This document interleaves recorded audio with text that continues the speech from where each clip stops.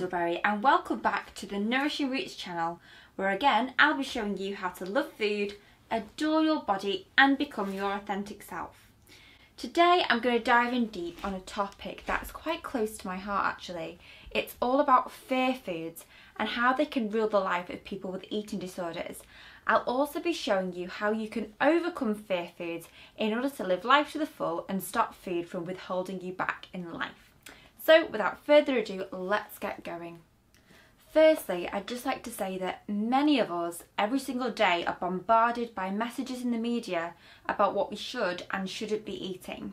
A lot of these messages are really scaremongering, so they revolve around having to eat in a certain way, cut out certain food groups, or become really fearful around certain types of food.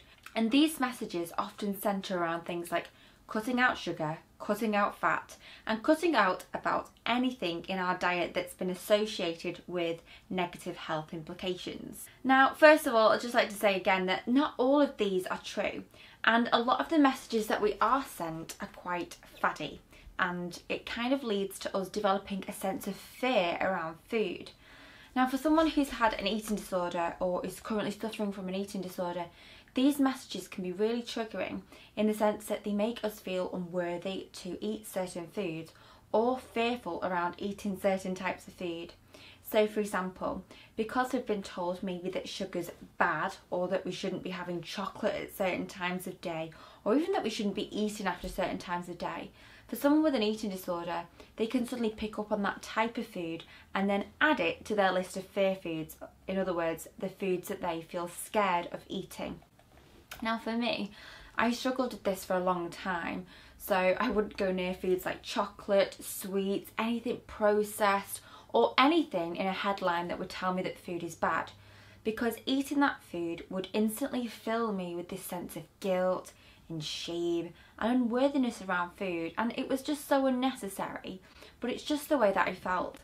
So a large part of my day, my weeks and years were just revolving around avoiding food, trying to feel okay with eating the limited amount of food I would only allow myself. And it was just so exhausting trying to plan and just feel this utter sense of helplessness, if that makes sense, because I felt at first I would use food groups to cut out of my diet in order to control my anxiety. But then over time that list of fear foods got bigger and bigger and bigger and bigger until suddenly you realise that there's not many things that you can eat. And in a way, it is irrational fear, just like someone might have a fear of a spider. But if you're facing foods on a regular basis, you can't escape food. You can escape things like spiders, but if you develop a list of fear foods, and quite an extensive list like I did, it can quickly start to just control your life in every way possible. So today I want to just look at how we can address fear foods and also how we can overcome fear foods. So on that note, let me just say that we don't deserve to hold any fears around food. No matter how processed they are or unhealthy society has said, all types of food can be part of a nourishingly balanced lifestyle, and we shouldn't be having to control our food intake so rigidly in order to avoid those feelings of guilt and shame. And I can only empathise with you if you're going through something like that, because it's really, really difficult to find a way of nurturing yourself and food so that you don't feel like your life completely revolves around it. And I think society today, it gets a kick out of and also makes lots of money out of exploiting people's insecurities. And that usually means saying, oh, this type of food might lead to cancer, this type of food might lead to heart disease.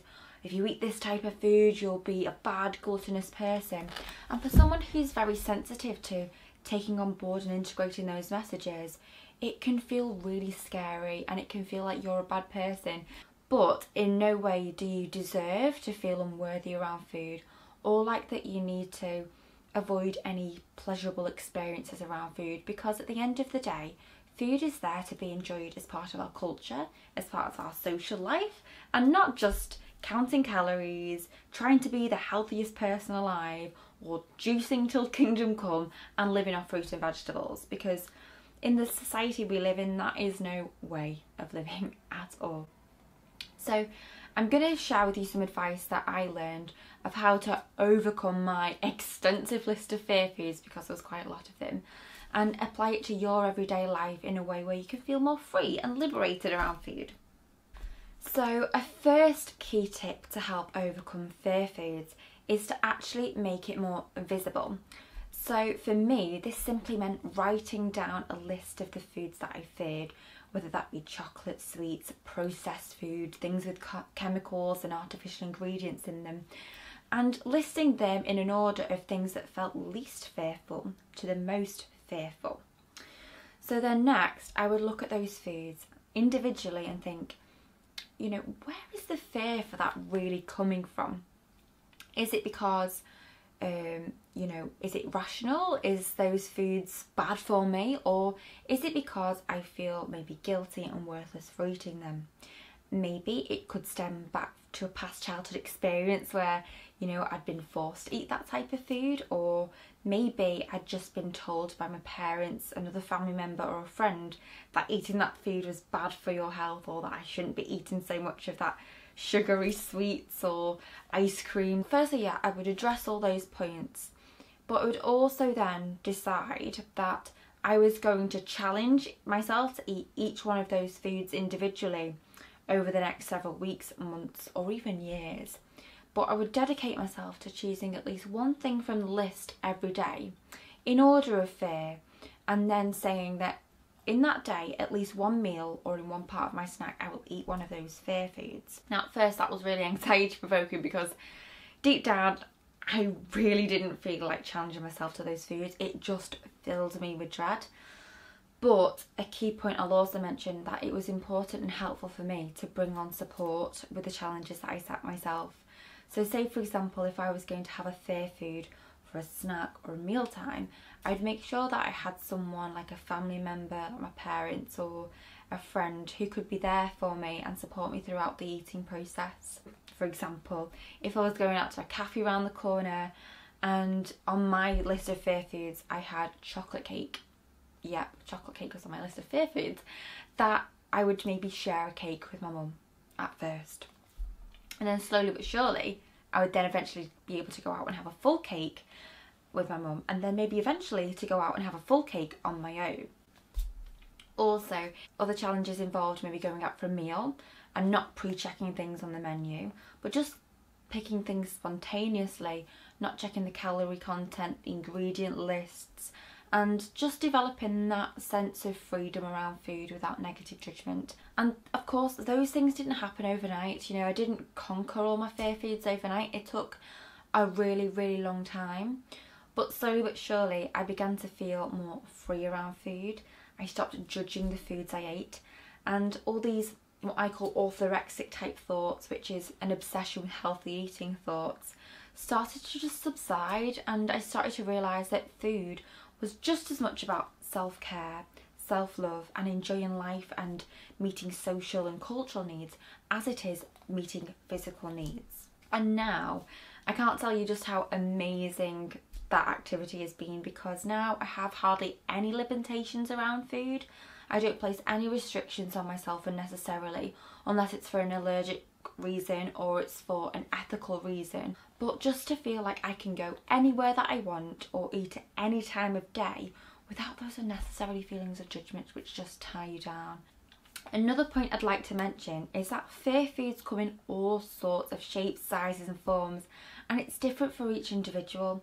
So although some people might fear sweet foods or things like chocolate or processed foods, other people might fear things like going out for a meal, or fatty foods, or foods that are just rich in other artificial ingredients. And it could also stem from a fear of worrying about what will happen when you eat that certain food. So some people might feel that certain foods are triggering in terms it might make them feel guilty, or it might make them feel like they want to binge on a large amount of food at any one time. So I can totally understand how scary some foods are, but I think we've got to address that a lot of those fears are not based in the food itself, it's based within our mindset. So first and foremost, the most important thing is to address the mindset. And if you can do that through addressing what comes up in your thoughts and feelings around the food, as well as then acting out in positive behaviours to challenge those negative thoughts and feelings around food, then that is so empowering. And for yourself and myself, I think a key part of that is challenging yourself to overcome those fear foods in a practical way and going out there and doing the deed. As I've said before, like, you don't have to do them all overnight. Just work your way up slowly and gather as much support as you can, whether it's from family or friends. And slowly and eventually you will conquer those fears and they'll no longer be a part of your life. So I'd just like to sum up by saying that we are still going through times where fear foods are still promoted, but that in no way do they deserve to be part of your life or my life or anybody's life. I think that together, if you work on your fear foods, you can overcome them, and there is hope for finding more freedom and love around food. So finally, on that note, I'd like to ask you, have you got any fear foods that you've overcome or are still struggling with? I'd really like to be able to help you, or if you can comment in the comments below what you'd maybe like help with in terms of fear foods, then I'd be more than happy to reply to those. Also, if you want to subscribe to this channel or like this video or even share this video, that would be amazing. So on that note, I'd like to wish you a great week, hopefully with challenging some of your fear foods, and say goodbye.